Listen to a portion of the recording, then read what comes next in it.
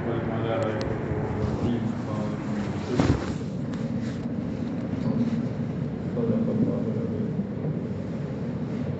وقال النبي صلى الله عليه وسلم العلماء ورثة الأنبياء إلى آخر الحديث أو كما قال عليه الصلاة والسلام. معزز علماء کرام، اللہ تبارک و تعالیٰ نے محض اپنے فضل و کرم سے ایمان کے ساتھ ساتھ علم کی دولت سے نوازا ہے۔ یہی دو چیزیں انبیاء علیہ الصلوۃ والسلام اللہ کے پاس سے لے کر آتے تھے، اور علماء نے لکھا ہے کہ یہ دو چیزیں قیامت تک باقی رہیں گی، ایمان اور علم۔ ایمان کے بغیر تو کوئی عمل قابل قبول ہے نہیں اللہ کے یہاں، اور ایمان کے کیا تقاضے ہیں یہ علم کے بغیر معلوم نہیں ہو سکتا۔ تو علم جو ہے وہ ایمان کے تقاضوں کو بتلانے کے لیے آیا ہے کہ اللہ نے جو ایمان دیا ہے اس ایمان کے کیا تقاضے ہیں۔ جب تقاضے پورے ہوتے ہیں تو آدمی کی زندگی کا رخ صحیح ہوتا ہے۔ جیسے کھانے کا تقاضا ہے، جب تک وہ پورا نہیں ہوگا، پیاس کا تقاضا ہے، جب تک وہ پورا نہیں ہوتا آدمی کو چین نہیں ہوگا۔ ایسے ہی ایمان کے تقاضے جب تک پورے نہیں ہوتے، ایمان والا نہ اس دنیا میں چین سے رہ سکتا ہے، نہ مرنے کے بعد چین سے جی سکتا ہے۔ اسی لیے اللہ تبارک و تعالیٰ نے ایمان کے ساتھ ساتھ علم الہی کو اتارا۔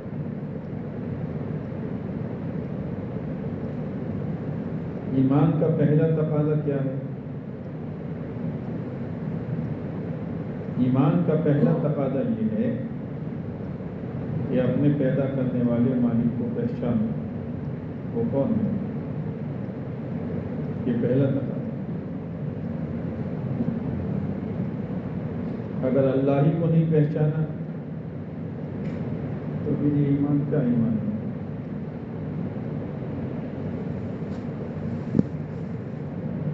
پہلا تقاضا ایمان کا اللہ کی معرفت ہے، اللہ کو پہچان، بے اعتبار ذات کے بھی اور بے اعتبار صفات کے بھی۔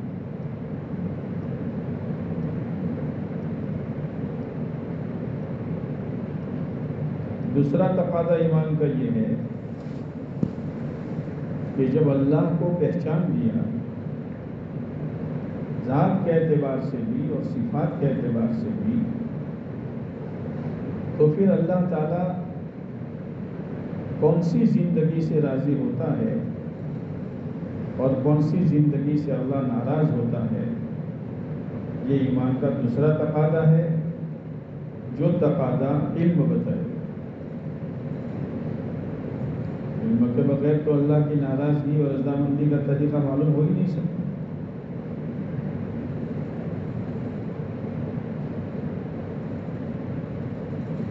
پھر تیسرا تقاضا ایمان کا یہ ہے کہ تم نے اللہ کو پہچانا، اللہ کی مرضیات کو پہچانا، اللہ کی نامرضیات کو پہچانا، اب اس کے مطابق اپنی زندگی گزارو۔ یہ اصل ہے کہ اپنی زندگی اس کے مطابق گزارو۔ اس لیے مولانا الیاس صاحب رحمۃ اللہ علیہ فرمایا کرتے تھے، جس نے اللہ کو مانا اور اللہ کی بات نہیں مانی، اس نے اللہ کو کیا مانا؟ جس نے پیارے نبی علیہ الصلوۃ والسلام کو مانا اور آپ کی بات کو نہیں مانا تو اس نے اللہ کے نبی کو کیا مانا؟ ماننے کا مطلب خالی زبان سے نہیں ہے، ماننے کا مطلب خالی عقیدے سے نہیں ہے، وہ تو زندگی بدلا رہی ہے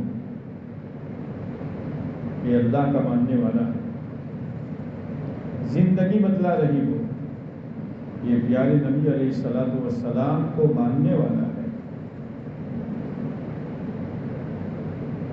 ہر ایک کی زندگی اس کے لیے آئینہ ہے۔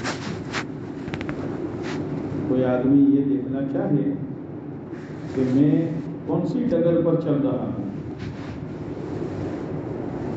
کوئی کہے نہ کہے، وہ اپنے 24 گھنٹے کو دیکھ لے، وہ 24 گھنٹے اس کو بتلائیں گے کہ وہ کون سی ڈگر پر ہے۔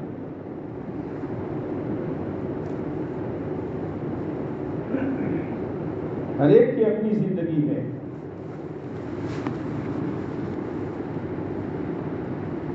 اگر آدمی کی نظر ہوگی تو روزانہ اپنے آپ کو دیکھتا رہے گا، آج میرا دن کن فکروں میں گزرا، میری زندگی میں وہ اعمال کتنے ہوئے جس اعمال کے ذریعے سے میں اللہ سے قریب ہوا، اور ایسی حرکتیں کتنی ہوئی کہ جس کی وجہ سے میں اللہ سے دور ہوا۔ ورنہ چند اعمال پر روٹنگ ہوتی رہے گی، اور وہ اعمال بھی اپنی مرضی کے تابع ہیں۔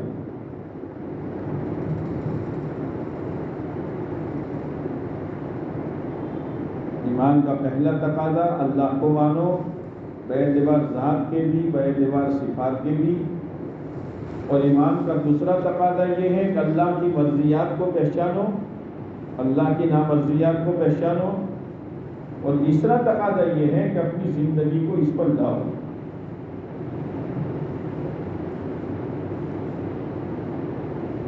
اب انبیاء علیہ الصلوۃ والسلام اپنی اپنی امت کے لیے اور اپنی اپنی قوم کے لیے نمونہ ہوتے تھے۔ اللہ ان کو نمونہ بنا کر بھیجتا تھا۔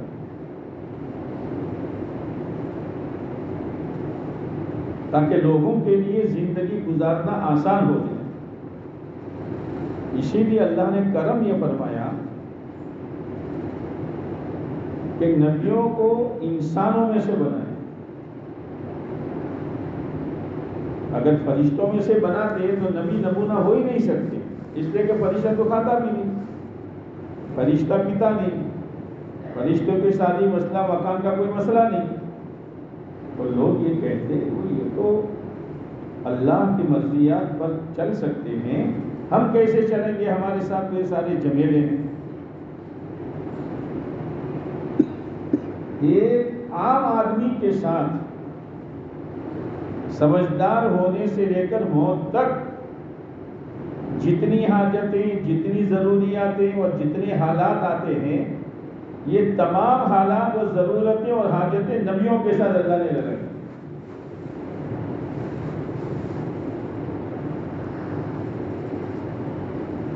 تو انبیاء علیہ الصلوۃ والسلام نے اللہ کی مرضی کے مطابق اپنی حاجتوں کو پورا کیا، جو بھی حال آیا اللہ کا حکم پورا کیا، تو لوگوں کے لیے نمونہ بنا، یعنی ہم بھی کر سکتے ہیں۔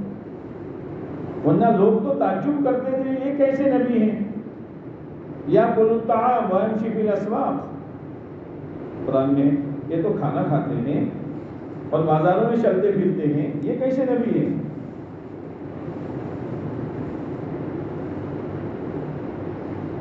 اس لیے اللہ تعالیٰ نے انبیاء علیہ الصلوۃ والسلام کو اپنی اپنی امت اور قوم کے لیے نمونہ بنایا۔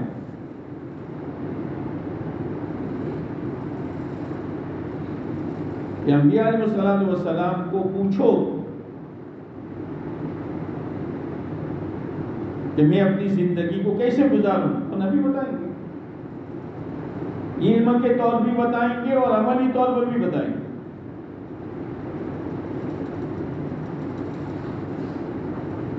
لیکن اب انبیاء علیہ الصلوۃ والسلام کا سلسلہ تو بند ہو گیا۔ اور امت قیامت تک آنے والی ہے. اب ان کے لیے نمونہ کون؟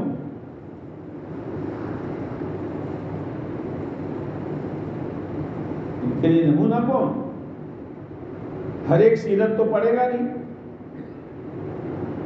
کہ چلو بھائی سیرت پڑھ کر لوگ معلوم کرے، اور ہر ایک پڑھا ہوا ہوگا نہیں.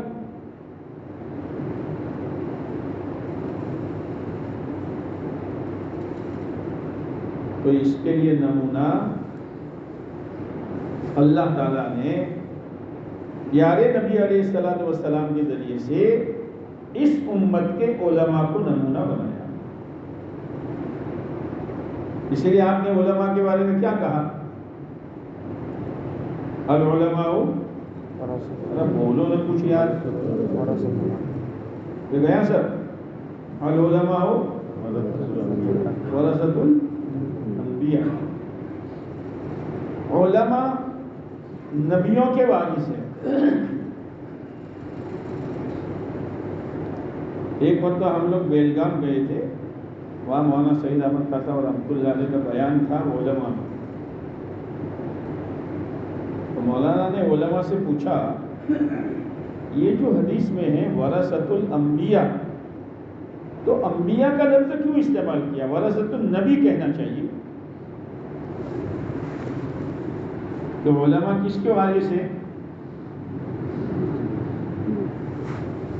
ارے بولنے کے موقع پر بولنا یہی فصاحت ہے. علماء کس کے وارث ہیں؟ نبی کے وارث ہیں نا. اور کہا کیا گیا؟ نبیوں کے وارث ہیں. علماء سب خاموش.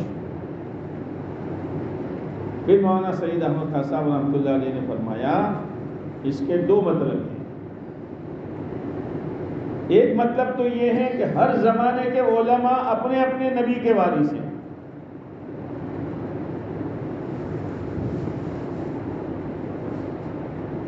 اور ایک مطلب یہ ہے کہ اس امت کے علماء تمام نبیوں کے وارث ہیں. کیا مطلب؟ کہ جب آپ نے معراج کی سفر کیا تو ایک ہے معراج اور ایک ہے اسراء، دونوں میں فرق ہے نا.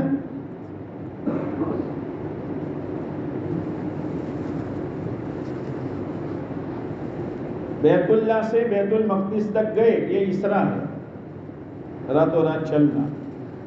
اور بیت المقدس سے اللہ تک پہنچے، یہ معراج. تو آپ جب بیت المقدس پہنچے تو انبیاء علیہ السلام کی صفیں لگی ہوئی، امام کا انتظار تھا. آپ علیہ السلام نے نماز پڑھائی، اور امام کے بارے میں اللہ کے نبی علیہ السلام نے کیا فرمایا؟ الامام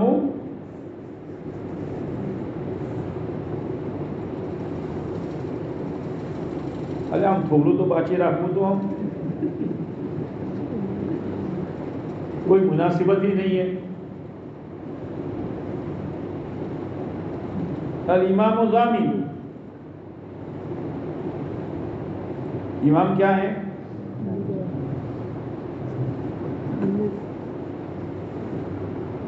امام ضامن ہیں، یعنی مقتدیوں کے نماز کی صلاح و فساد کا ذمہ دار کون؟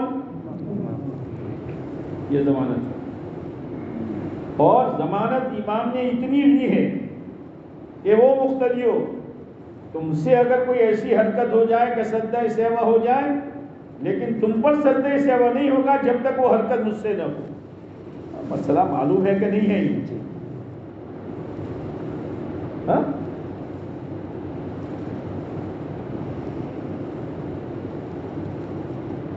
تو امام کے پیچھے جتنے مقتدی ہیں سب کی ذمہ داری، جو مولانا نے بات سمجھائی وہ میں سمجھا رہا ہوں. تو آپ علیہ السلام نے نماز پڑھائی، اور پیچھے جتنے نبی تھے ان انبیاء علیہ السلام کے ذمے جو دعوت کی محنت کی ذمہ داری تھی امام بنا کر وہ تمام ذمہ داری کس پر آئی؟ اللہ کے نبی علیہ السلام پر. اور اللہ کے نبی علیہ السلام کے ذریعے کس پر آئی؟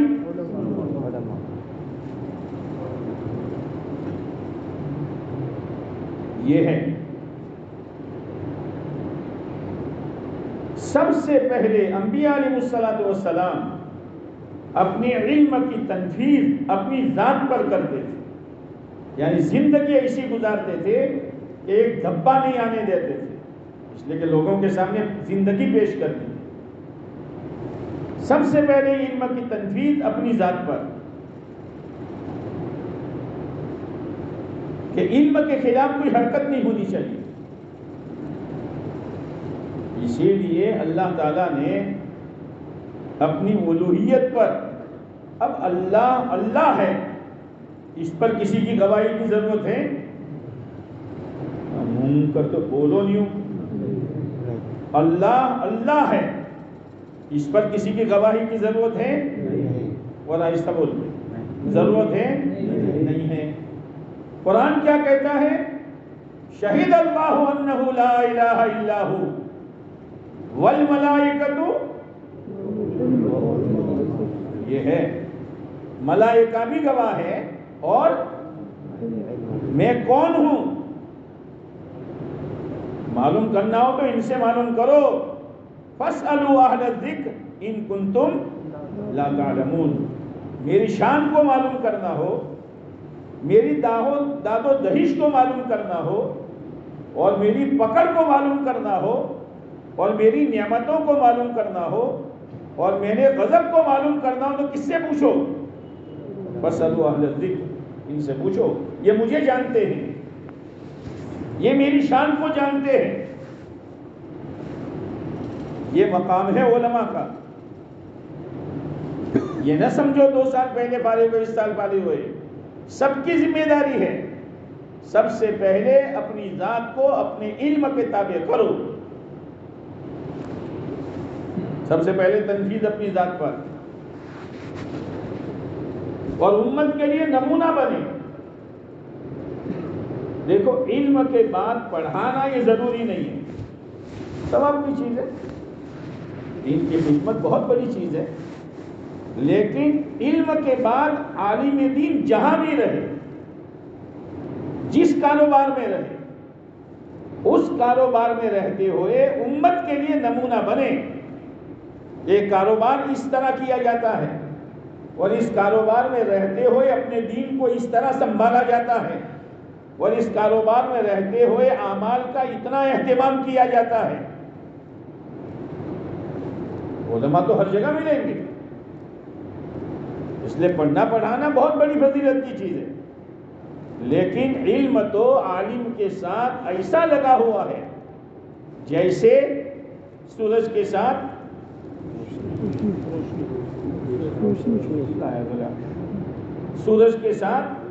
روشنی.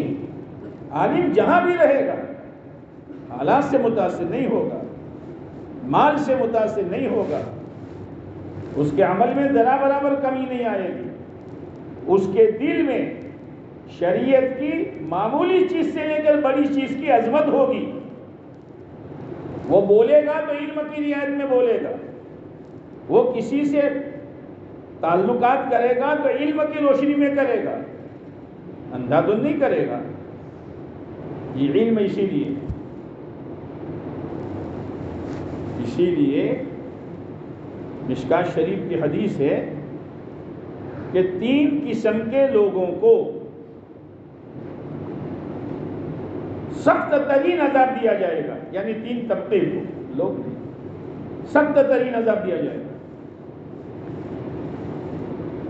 یوں بھی جہنم کا عذاب تو سخت ہے ہی ہے، لیکن خاص طور سے ان 3 طبقوں کو. کون سا؟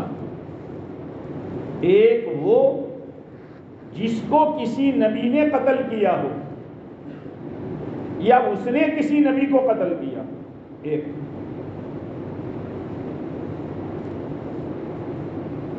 دوسرا مصور، تصویر کھینچنے والا، سخت ترین عذاب ہوگا. جتنی تصویریں کھینچی ہے اللہ تعالیٰ کہے گا تو نے میری نقل اتاری ہے. خالق کون تھا؟ تو نے میری نقل اتاری ہے. جتنی تصویریں کھینچی ہیں سب میں جان ڈال. جب تک جان نہیں ڈالے گا عذاب سے چھٹکارا نہیں ہوگا. وہ جان ڈال سکتا ہے.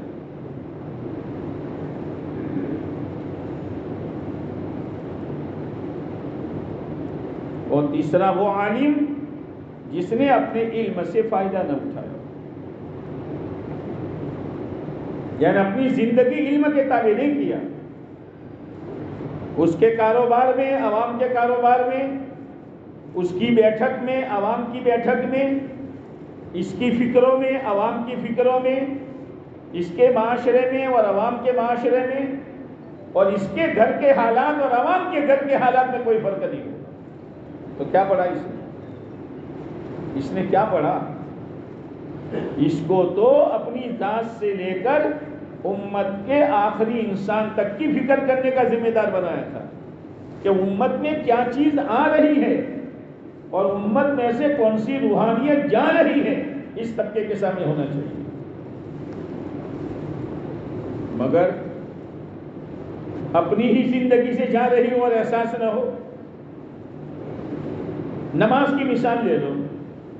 سب اپنے ہیں اس لیے کہہ رہا ہوں. آپ علیہ السلام والی وہ حدیث کہ عائشہ رضی اللہ تعالیٰ عنہ فرماتی ہے، ہم آپس میں باتیں کرتے تھے اللہ کے نبی علیہ السلام اور ہم، اور جب اذان ہوتی تھی تو تعلیم و بے حوصلہ کا اندر بہتا، اذان ہوتی تھی تو آپ علیہ السلام ایسے تشریف لے جاتے تھے جیسے ہمیں پہچانتے ہی نہیں ہیں. میں اپنے آپ کو دیکھوں، آپ اپنے آپ کو دیکھو، دور نہیں سامنے پتھر پر بیٹھے ہیں. دو عالم ہیں، دو دوسرے ہیں. نہ وہ حرکت کرتا ہے نہ یہ حرکت کرتا ہے. کیا ہے؟ اور اگر کسی دن مسجد کے کسی وقت میں مسجد میں جلدی آ گیا، ایمانداری سے بتاؤ، اگر سنت موقدہ نہ ہو تو غیر موقدہ ہماری زندگی میں ہے. وہاں کھڑے کھڑے باتیں کر رہے ہیں یا وہ ستون کے پاس ہم بیٹھ جاتے ہیں. کیا پڑھا ہے ہمیں؟ کیا پڑھا ہے؟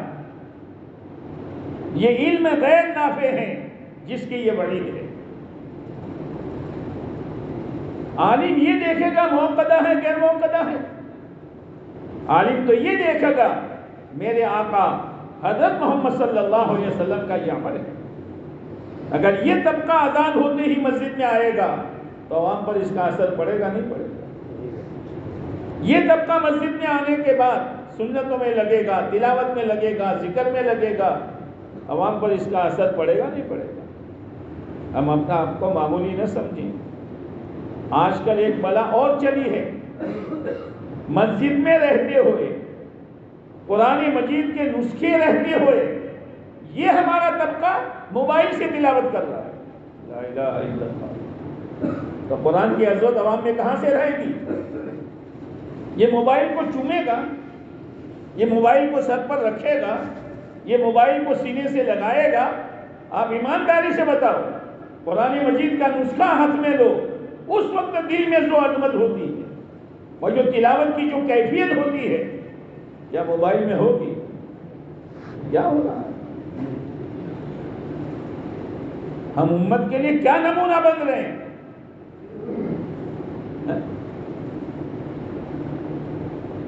ایک مرتبہ نواب کی شادی تھی. آج تو شادی میں ہر ایک نواب بنا ہوا ہے. عالم دین ہے، اس کی شادی ہے، اور اس کے جذبات دیکھو، اس کی فضول خرچی دیکھو. اس کے گھر میں اس کے لیے کمرہ سنگارا جا رہا ہے، ہزاروں روپیہ کا پانی کیا جاتا ہے، اور وہ خوش ہے.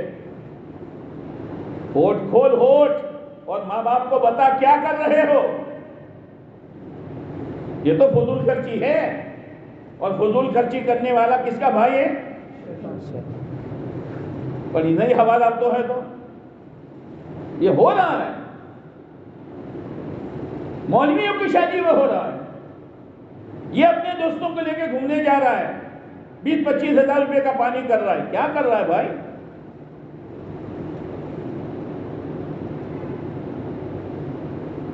بہت سنبھل کر چلنے کی ضرورت ہے، ورنہ لیبل رہے گا لیبل، باقی اندر میں کچھ نہیں ہوگا.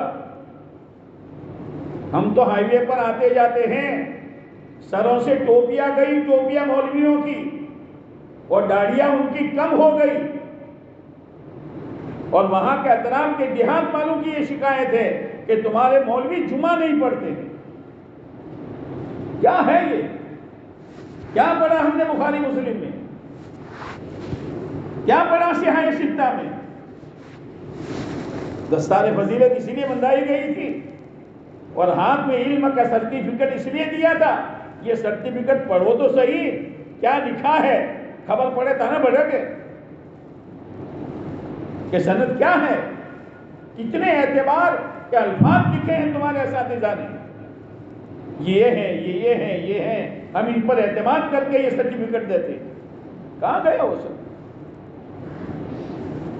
ہماری نمازوں کی کیفیت آپ دیکھو، بعض ہمارے عوام ایسے ہیں کہ سکون کے ساتھ نماز پڑھتے ہیں. کیا یہ سکون ہماری نماز میں ہے؟ سنت پڑھی نہ پڑھی باہر بھاگے، سنت پڑھی نہ پڑھی باہر ٹولیاں بنا کے باتیں کر رہے ہیں. ارے کیا کر رہے ہو؟ اللہ کے دربار کا ادب ہم میں نہیں ہے تو عوام میں کہاں سے ہے؟ معمولی مت سمجھنا. گاڑی بہت الٹی پلٹی پر جا رہی ہے، ہماری زندگی کو نمونہ ہونا چاہیے، امت کا درد ہونا چاہیے. پڑھنے پڑھانے کے ساتھ جو بھی وقت بچے دعوت کی فکروں میں لگانا چاہیے. رمضان گیا تو دعا بھی گئی، رمضان گیا تو ذکر بھی گیا، رمضان گیا تو تہجد بھی گئی. تو ہم موسمی مولوی ہیں؟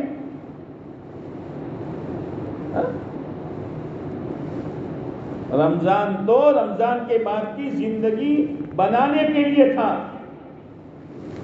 اب بنی کہ نہیں بنی وہ تو ابھی کی زندگی بتائے گا.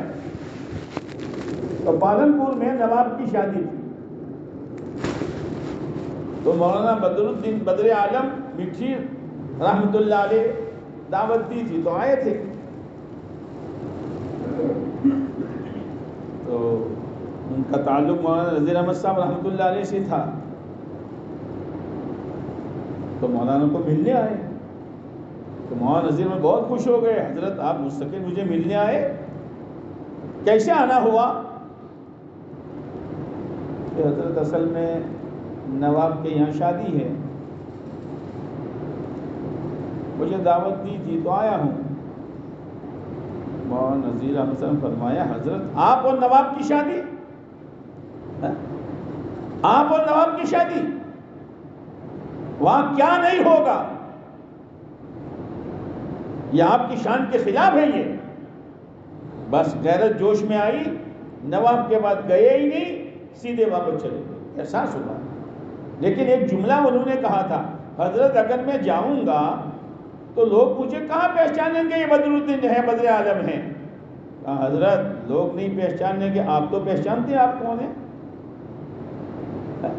ہم اپنے آپ کو نہیں پہچانتے میں کون ہوں، میں نے کیا پڑھا ہے، چاہے لوگ پہچانے نہ پہچانے.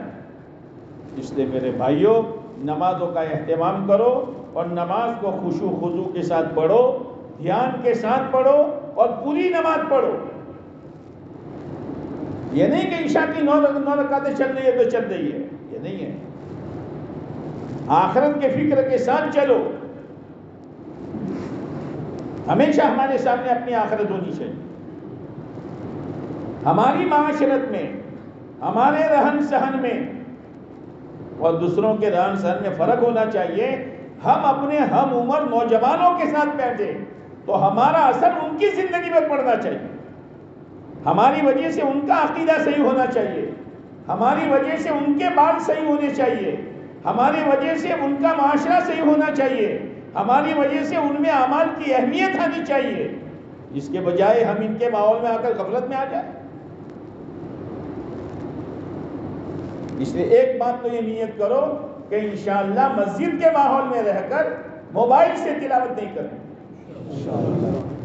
غلط ہے۔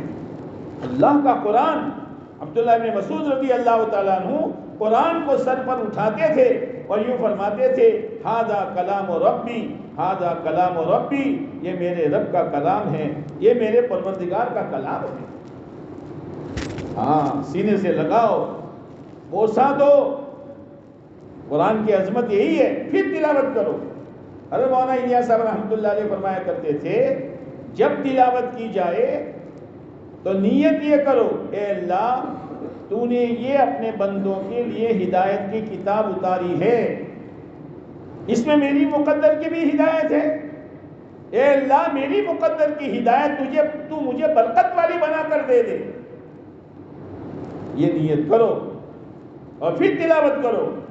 پڑھے ہوئے ہو، جتنا ہو سکے اتنا معانی پر غور کرو، جنت کی آیتیں آئیں دل کھل جانا چاہیے، اور جہنم کی آیت آ جائے آنکھوں سے آنسو جاری ہونا چاہیے۔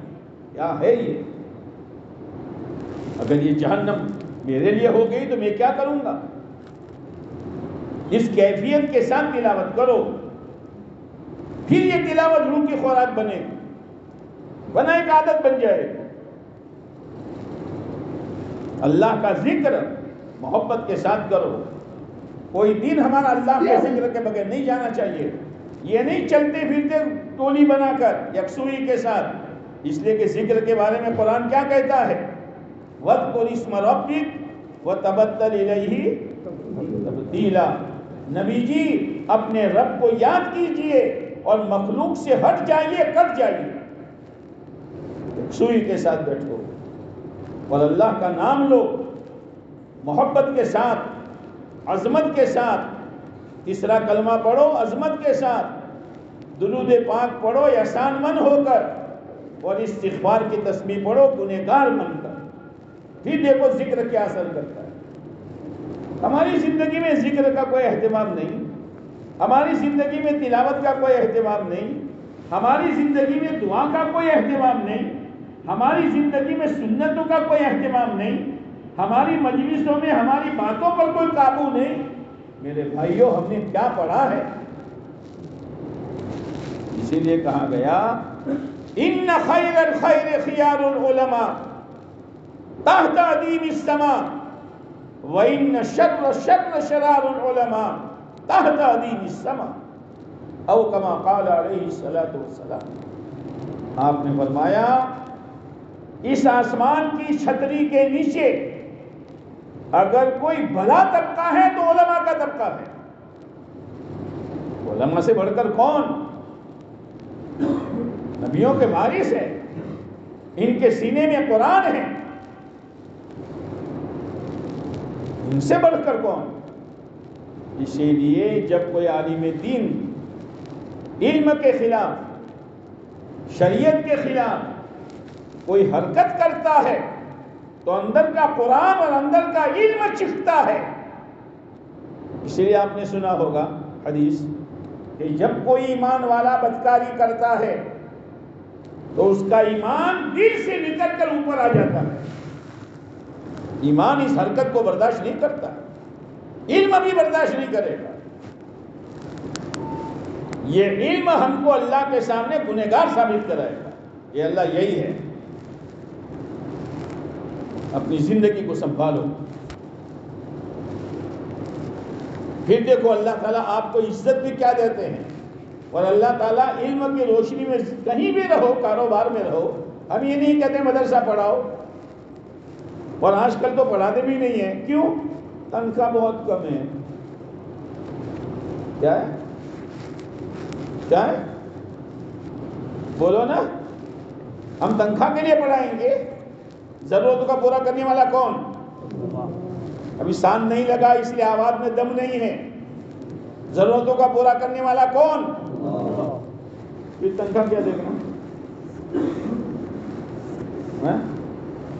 اللہ اسی میں برکت دیتا ہے۔ وہاں قاری طیب صاحب رحمۃ اللہ علیہ کسی نے کہا حضرت گاڑی رکھ دو نا، تو امت کی گاڑیاں اپنی گاڑیاں ہیں، نہیں آتی، رکھنے کی کیا ضرورت ہے؟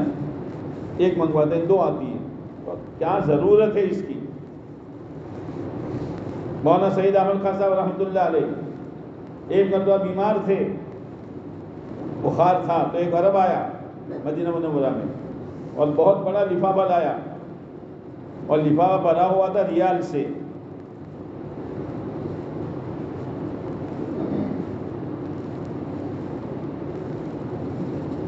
مولانا خادم سے کہا کھول کیا ہے؟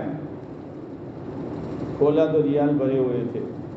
تو لانے والے سے کیا کہا، میں آدمی منگواتا ہوں، یہ کاغذ بھیجتا ہے، لے جا یہاں سے۔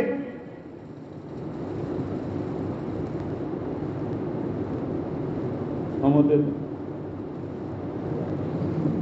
مولانا تھانوی علیہ الرحمہ کی خدمت میں ایک مرید نے اس زمانے میں 1,00,000 روپئے بھیجے، اس زمانے 100 سال پہلے، لیکن نیچے لکھا کہ حضرت اس زمانے میں آپ کو ایسا کوئی مرید نہیں ملے گا۔ حضرت سمجھ گئے اور وہ رقم واپس کی اور پشت پر لکھا اس زمانے میں تجھ کو ایسا پیر بھی نہیں ملے گا، لے جا۔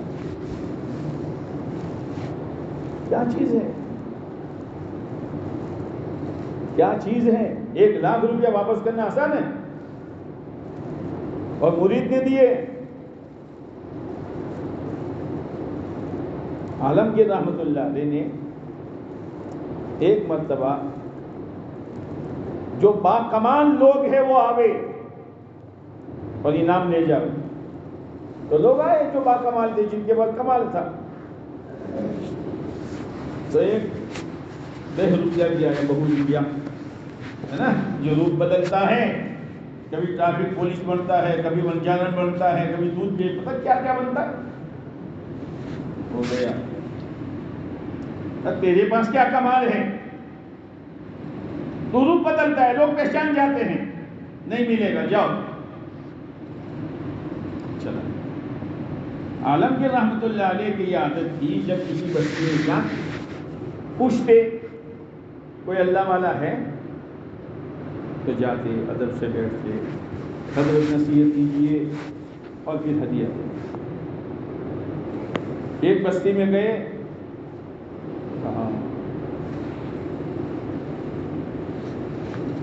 کوئی اللہ والا ہے؟ حضرت بہت بڑا اللہ، اگر آپ کو اجازت مل جائے تو آپ کی قسمت، ورنہ کسی کو اپنے پاس آنے کی اجازت نہیں ہوتی۔ عالمگیر رحمۃ اللہ گئی، اجازت مل گئی، ادب سے مسافہ کیا، حضرت کو نصیحت کیجیے، نصیحت کی، عادت کے مطابق ہدیہ پیش کیا تو پھینک دیا۔ تو دنیا دار ہے، مجھے بھی دنیا دار بنانے آیا ہے، تو لے جا یہاں سے۔ عالمگیر رحمۃ اللہ علیہ، حضرت معاف کرنا، میرے ہدیے سے آپ کو تکلیف پہنچی، جا یہاں سے۔ عالمگیر رحمۃ اللہ علیہ موڑ کر جانے لگے، چلے گئے۔ یہ بہو روپیہ دوسرے دن دربار میں پہنچا، حضرت انعام لائیے، بھائی میں نے تجھے کہا تھا کمال پیدا کر کہ میں تجھے پہچان نہ سکوں، تو کمال کیا بزرگ کون تھا؟ یا حضرت آپ کر رہے تھے وہ کون تھا؟ یہی تھا۔ تو آپ نے مجھے پہچانا نہیں، یہ کمال ہے، لائیے۔ تو عالمگیر رحمت اللہ علیہ نے کہا اب میں جو تجھے انعام دوں گا وہ تو جو دوسروں کو دیا اتنا معمولی دوں گا، اور وہاں تو بہت بھاری ہدیہ دے رہا تھا۔ حضرت ٹھیک ہے ہدیہ بھاری تھا، لیکن میں نے نقل اتاری تھی درویشوں کی، اگر میں ہدیہ لے لیتا درویش بدنام ہو جاتے کہ دنیا دار ہے۔ ایک بہو روپیہ کو جتنا لحاظ ہے، اللہ معاف فرمائے، ہمیں پیارے نبی علیہ السلام کی وراثت کا اتنا لحاظ نہیں ہے۔ اس نے پھینک دیے پیسے، ہمیں اتنا لحاظ نہیں ہے، نہ بولنے میں، نہ بیٹھنے میں، نہ مجلسوں میں، نہ موبائلوں کے استعمال کرنے میں، نہ گھر کے معاشرے میں، نہ نمازوں کے اہتمام میں۔ نبی کا وارث ایسی نماز پڑھتا ہے؟ نبی کا وارث چوراہے پہ بیٹھ کے موبائل دیکھتا ہے؟ اور نبی کا وارث نماز کی تیاری ہے، باتیں کرتے کرتے آتا ہے اور امام کو دوڑ کر پکڑتا ہے، یہ نبی کے وارث کی شان ہے۔ معاف کرنا،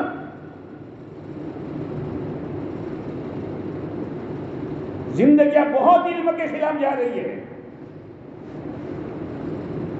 اپنے مقام کو ہم پہچانے کہ ہم کون ہیں،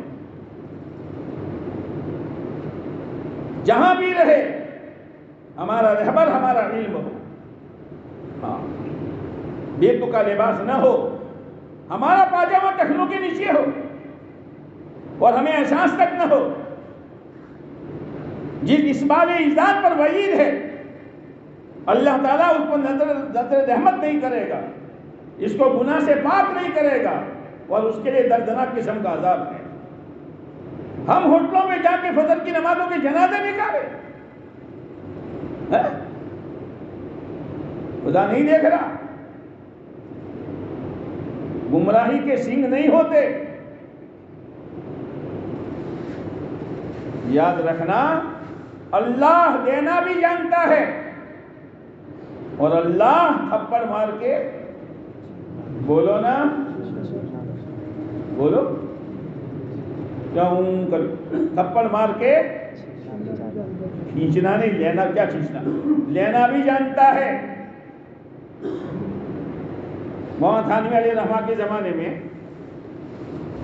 ایک نوجوان عالم تھے، مولانا تھانوی کے ٹکر کے تھے، اتنا علم تھا، لیکن مولانا یوسف صاحب رحمۃ اللہ علیہ فرمایا کرتے تھے، 3 چیزیں ہر ایک کو ہضم نہیں ہوتی ہے۔ کتنی چیزیں؟ چھوڑوں گا نہیں 12 بجے تک، آہستہ بولو کہ زور سے بولو، کتنی چیزیں؟ ایک تو علم ہضم نہیں ہوتا، چاہے دنیا کا ہو چاہے دین کا ہو، اسی لیے علم کے ساتھ تقوی ضروری ہے، ورنہ علم ہضم نہیں ہوتا۔ ایک مال ہضم نہیں ہوتا، مال، ہاں کھٹی ڈکاریں آتی ہیں، کھٹی ڈکاریں آتی ہیں، آدمی یہ بھی کھانا کھا لیتا ہے نا، ہوئی ہوئی کرتا ہے نا، یہ کھٹی ڈکاریں آتی ہے۔ اور ایک منصب، عہدہ ہضم نہیں ہوتا۔ اللہ بہتر جانے کیا ہوا، اللہ اللہ اللہ نے اس جوان عالم کے پاس سے سب کچھ لے لیا، یہاں تک کہ اس کی زندگی میں سورہ فاتحہ بھی نہ رہی۔ بہت ڈرو، بہت ڈرو۔ پھر ہم مسجد میں آتے تھے، جیسے نو مسلم دوسروں کو دیکھ کر نماز پڑھتا تھا، پڑھتا ہے، اسی طرح وہ پڑھتے تھے لوگوں کو دیکھ کر۔ ہمارے یہاں تو جب تک پڑھاؤ تب تک علم کی روشنی میں چلو، اور ذرا پڑھانا چھوڑ دیا، گیا علم، گیا دعوت کی محنت۔ ہم تو کاروباری ہیں، ہم تو دکان موٹل ہوٹل والے ہیں، تو علم گیا۔ پہلے پڑھاتے تھے تو 5 وقت کی امامت پہلی صف میں اور 5 وقت کی امامت میں حاضر رہتے تھے، اور دکان والے بن گئے تو نماز رکعتیں جا رہی ہے۔ تو پہلے جو پڑھتے تھے وہ نماز کی اہمیت میں پڑھتے تھے یا متولی کے دباؤ سے پڑھتے تھے؟ ہماری رکعتیں جا رہی ہیں اور احساس تک نہیں ہے۔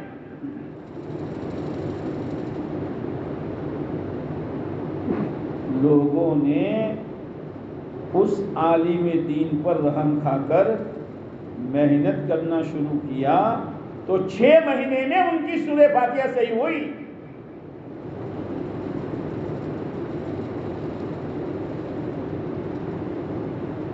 بہت بہت فکر کی ضرورت ہے، اپنے آپ کو سنبھالو، نمونہ بنو خیر کا۔ ان خیر الخیر خیار العلماء تحت عدیم السماء۔ اگر کوئی خیر کا طبقہ ہے تو کون؟ بولو۔ ایک پہلو ہے پیسے میں کاٹ بھی ہوتی ہے اور چھاپ بھی ہوتی ہے. ہم پیسوں جو ہے تو کنٹو سے بچے اچھالتے ہیں نا, تیری چھاپ تو میری کاٹ. دوسرا پہلو بھی دیکھ لو, وَإِنَّ الشَّرَّ شَرَارُ الْعُلَمَاءِ تَحْتَ عَدِيمِ السَّمَاءِ. اس زمین کی چھتری کے نیچے اگر کوئی برا کرتا ہے تو علماء کا طبقہ ہے. اس لیے دعا کرنی چاہیے اللہ تعالی ہمیں علماء سو میں سے نہ بنا. علماء سو کون؟ جن کے ذریعے سے برائیاں پھیل رہی ہو. ارے مولوی صاحب تعلیم میں نہیں بیٹھتے یار, مولوی صاحب 3 دن نہیں جاتے, مولوی صاحب کا پاجامہ ٹخنوں کے نیچے ہیں, مولوی صاحب جماعت چھوڑی ہوتے دوڑتے بھاگتے جاتے ہیں, اور مولوی صاحب یہ کیا ہے, سب کیا پھیل رہا ہے؟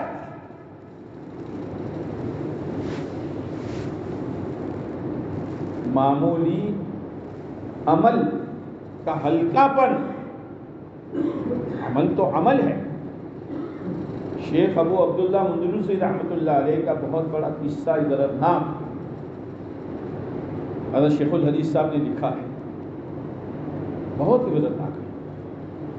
ان کے بڑے بڑے مرید تھے, علامہ شبلی, علامہ جنید بغدادی, بڑے بڑے مرید تھے, اور خانقاہ چل رہی تھی.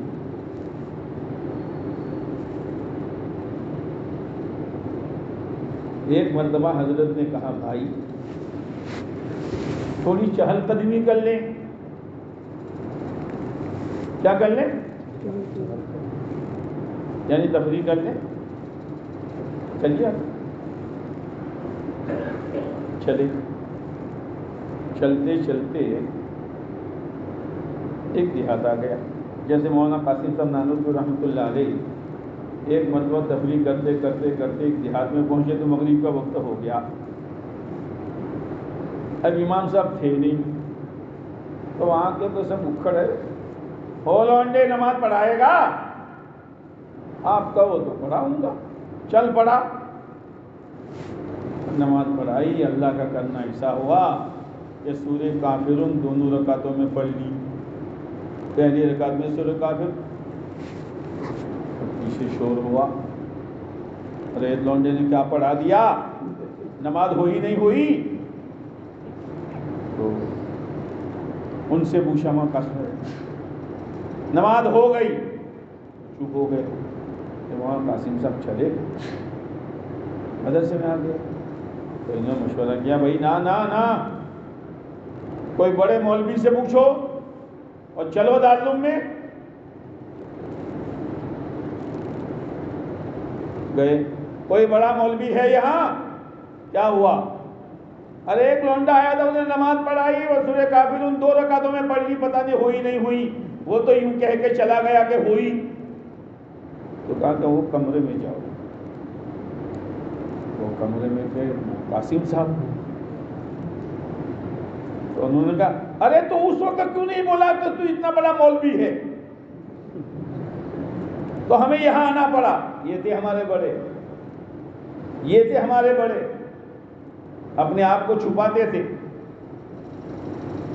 ایک مرتبہ اسٹیشن سے جا رہے تھے, ایک آدمی گنے کا گٹھل لے کے آیا. تو بیچارہ دولہا پتلا تھا, تو کہا بھائی تھوڑا اٹھا لے, دارالعلوم تک جانا ہے. وہ بڑا مولوی جو ہے نا قاسم نانوتوی, اس کو دینا ہے, وہ اس کا رس نکالے گا پیے گا. کہ ٹھیک. وہ دارالعلوم آیا تو کہا, لو بڑے میاں, کہہ رہا کہ یہاں ابھی معلوم کرتا ہوں قاسم نانوتوی کہاں ہے. تو لوگوں سے پوچھا تو حضرت کے کمرے میں لے گیا. ارے حضرت معاف کرنا, آپ تھے قاسم نانوتوی؟ یہ تھے ہمارے بڑے, علم کے پہاڑ تھے. یہ ہے زندگی. تھوڑی فکر کرو گے, اللہ ہمیں ہمارے اسلام کے راہ پر چلا دے گا. نماز, ذکر, تلاوت, شریعت, سنت, اپنی بیٹھکوں میں لایانی سے بچنا, موبائل کے استعمال سے گریز کرنا, بیٹھکوں میں بیٹھ کر لایانی باتوں کا تذکرہ کرنا, اپنی ذات کو علم کے تابع کرنا, اور اپنے گھر کے معاشرے کو اسلامی معاشرہ بنانا. شادیوں میں اپنے اپنے لائن کے دوستوں کو ذہن بنانا، فضول خرچیوں سے ان کو بچانا، پتہ نہیں کیا کیا بیماری امت میں آ رہی ہے۔ اب دوسروں میں تو ہے کہ وہ جس دن پیدا ہوئے تھے، برتھ ڈے کیا کہتے ہیں، کیا کہتے ہیں، کہنا شیشہ،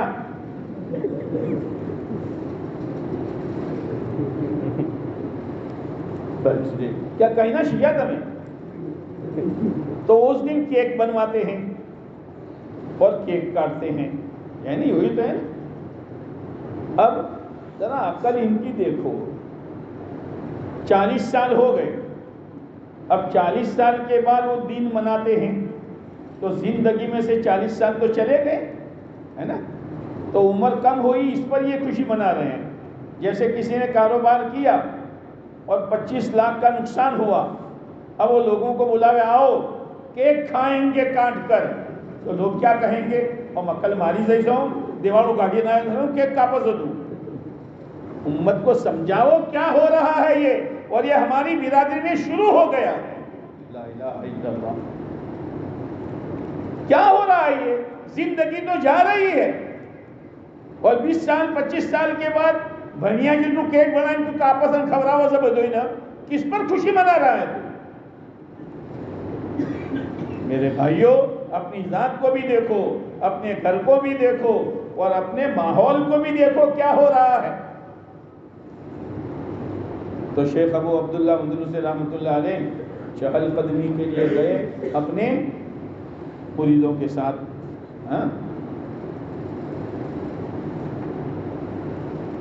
بہت ڈرنے کی ضرورت، کیا حرکت اللہ کو ناپسند آ جائے اور اللہ اندر کی مایا کھینچ لے۔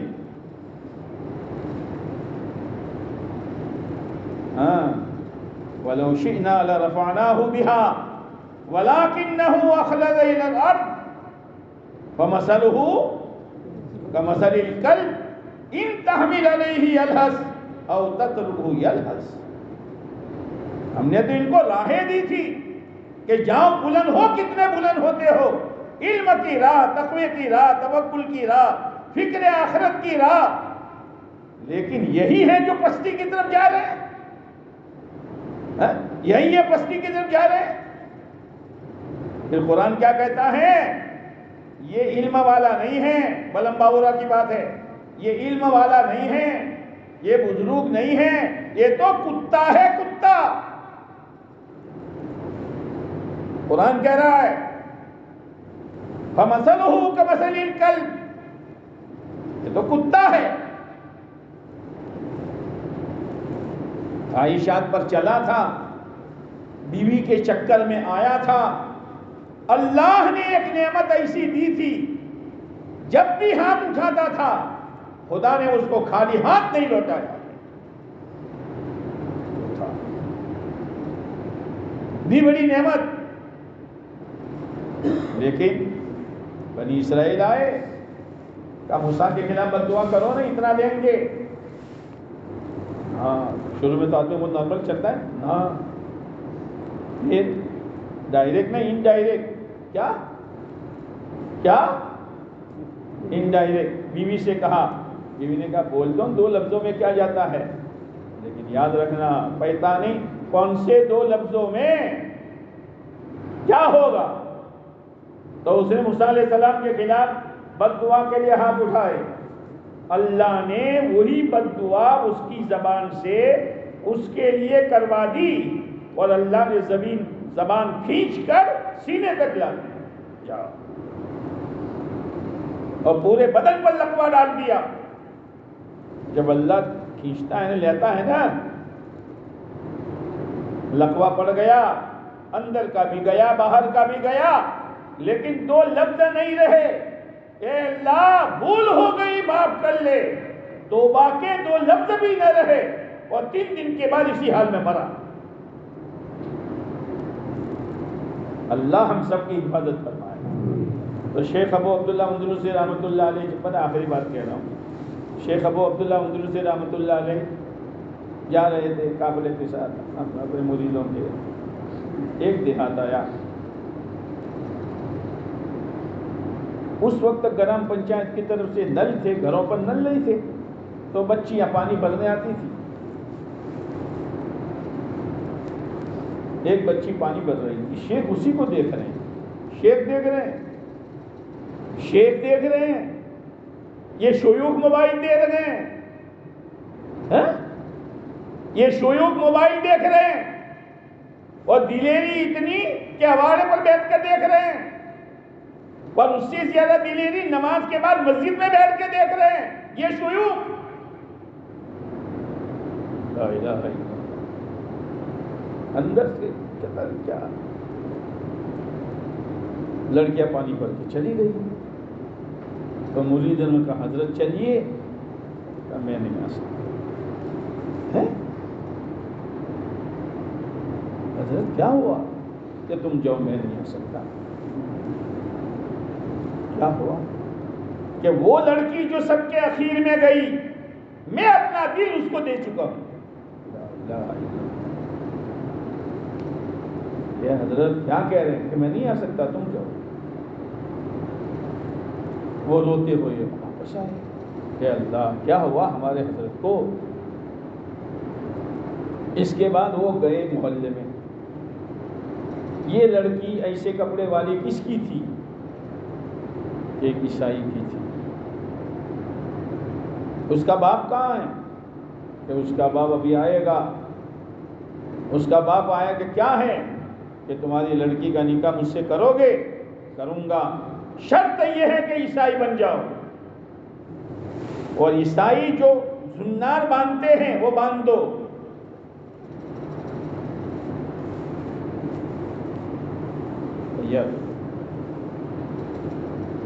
اور صبح سویرے میرے سور چرانے کے لیے جنگل میں لے جانا پڑے گا، شام کو چرا کے واپس آنا پڑے گا.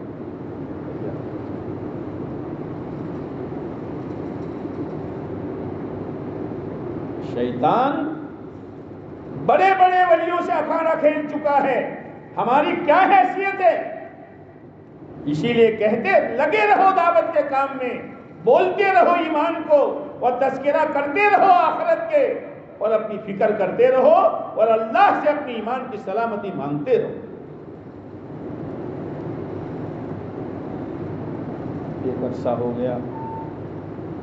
عرصہ ہو گیا. اب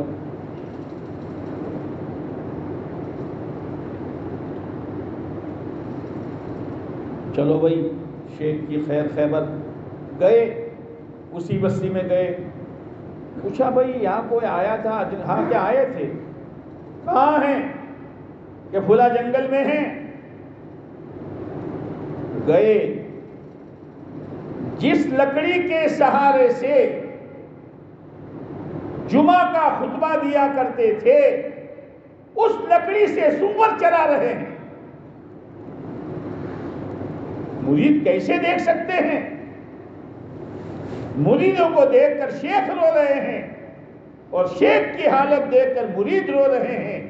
ان کے رونے کی وجہ سے سور تڑپ رہے ہیں. اے میرے اللہ، حضرت آپ حافظ قرآن تھے، آپ کو کوئی آیت یاد ہے؟ روتے ہوئے کہا ایک آیت یاد ہے، باقی سب چھین لیا گیا. وَمَن يُهِنِ اللَّهُ فَمَا لَهُ مِن مُكْرِمٍ. جس کو اللہ ذلیل کر دے اس کو کوئی عزت دینے والا نہیں ہے. ہم اپنے آپ کو مالوں پر نچا رہے ہیں، اور مالوں کے ذریعے سے، اور دھندوں کے ذریعے سے، اور لمبی کاروں کے ذریعے سے، اور اجلے کپڑوں کے ذریعے سے اپنا گریڈ طے کر رہے ہیں. اگر اپنا گریڈ یہ طے کرتے ہیں، خدا کی قسم خدا کے نزدیک ہماری 2 کوڑی کی قیمت نہیں ہے. یہ ہمارا گریڈ ہے ناپنے کا کہ میں دھندا والا ہوں، مال والا ہوں. کچھ بھی نہیں ہے. ہم تو علم والے ہیں، ہم تقوی والے ہیں، ہم توکل والے ہیں، ہم اللہ کی دین کی محنت کرنے والے ہیں، ہم قرآن مجید کی خدمت کرنے والے ہیں. یہ ہمارا گریڈ ہے. وَمَن يُهِنِ اللَّهُ فَمَا لَهُ مِن مُكْرِمٍ. حضرت آپ ہزاروں حدیثوں کے حافظ تھے، آپ کو کوئی حدیث ایک حدیث یاد ہے من بدل دینہ فاقتلوہ، من بدل دینہ فاقتلوہ، جو اپنا دین بدل دے اس کو قتل کر دو، میں نے دین بدل دیا ہے، مجھے قتل کرو، آئے ہو تو قتل کر کے جاؤ۔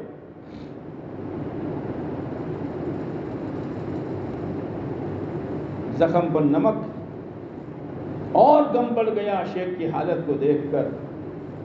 اللہ غنی ہے، اللہ بے نیاز ہے۔ روتے ہوئے واپس نکلے۔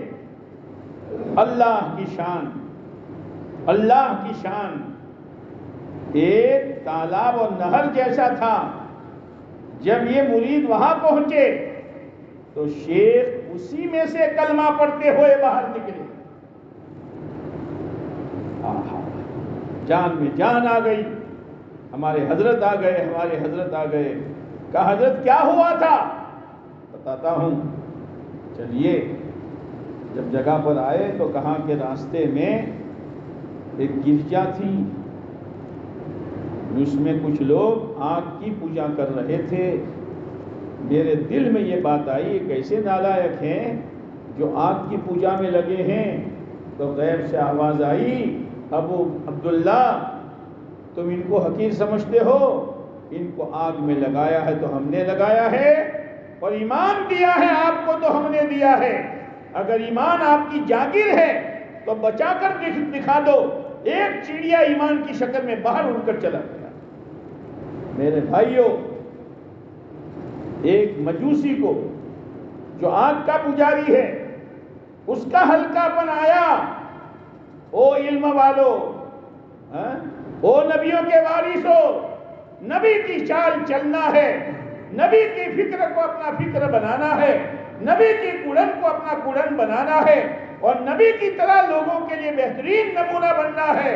خبردار خبردار، اگر ان میں سے کسی چیز کا ہلکا پن آیا تو مجوسی کے ہلکے پر وہ کھنچ سکتا ہے۔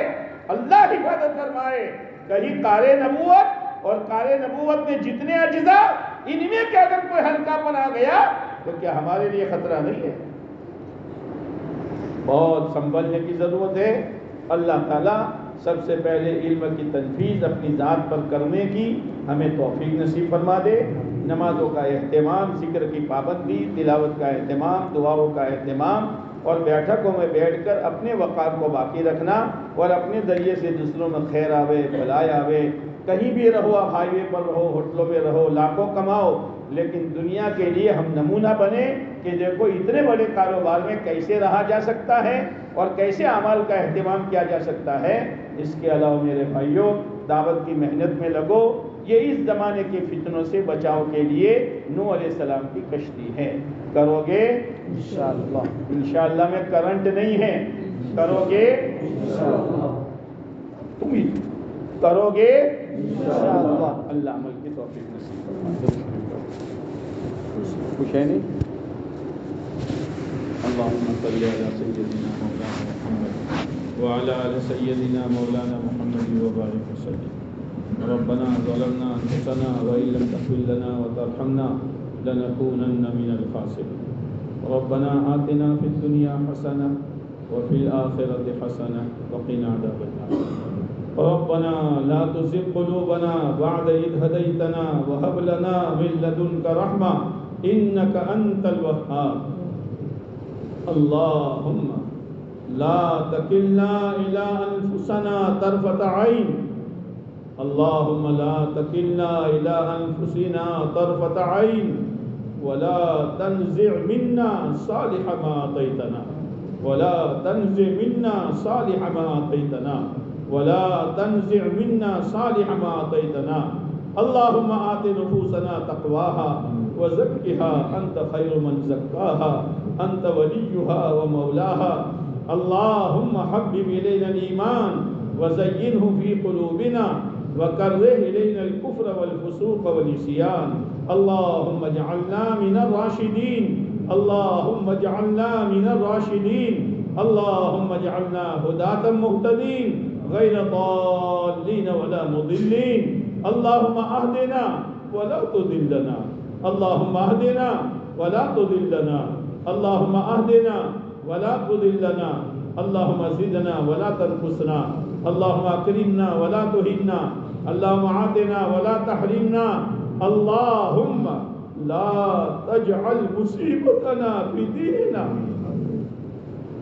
اللهم لا تجعل مصيبتنا في ديننا ولا تجعل الدنيا أكبر همنا ولا مبلغ علمنا ولا تسلط علينا بذنوبنا من لا يخافك ولا يرحمنا اللهم ارحمنا بترك المعاصي أبدا ما بقيتنا وارحمنا أن نتكلف ما لا يعنينا وارزقنا حسن النظر فيما يرضيك عنا اللهم حبب إلينا الإيمان وزينه في قلوبنا وكره إلينا الكفر والفسوق والعصيان اللهم اجعلنا من الراشدين اللهم إن قلوبنا ونواصينا وجوارحنا بيدك لم تملكنا منها شيئا فإذا فعلت ذلك بنا فكن أنت ولينا واهدنا إلى سواء السبيل يا ولي الإسلام وأهلي ثبتنا به حتى نلقاك ثبتنا به حتى نلقاك ثبتنا به حتى نلقاك اللهم من أحييته منا فأحيه على الإسلام ومن توفيته منا فتوفه على الإيمان اللهم أجرنا من مضلات الفتن ما أحييتنا اللهم أجرنا من مضلات الفتن ما أحييتنا اللهم إنا نعوذ بك من الفتن ما ظهر منها وما بطن اللهم إنا نسألك من خير ما سألك منه نبيك سيدنا محمد صلى الله عليه وسلم ونعوذ بك من شر ما استعاذك منه نبيك سيدنا محمد صلى الله عليه وسلم وأنت المستعان وعليك البلاغ ولا حول ولا قوة إلا بالله سبحان ربك رب العزة عما يصفون وسلام على المرسلين والحمد لله رب العالمين برحمتك يا أرحم الراحمين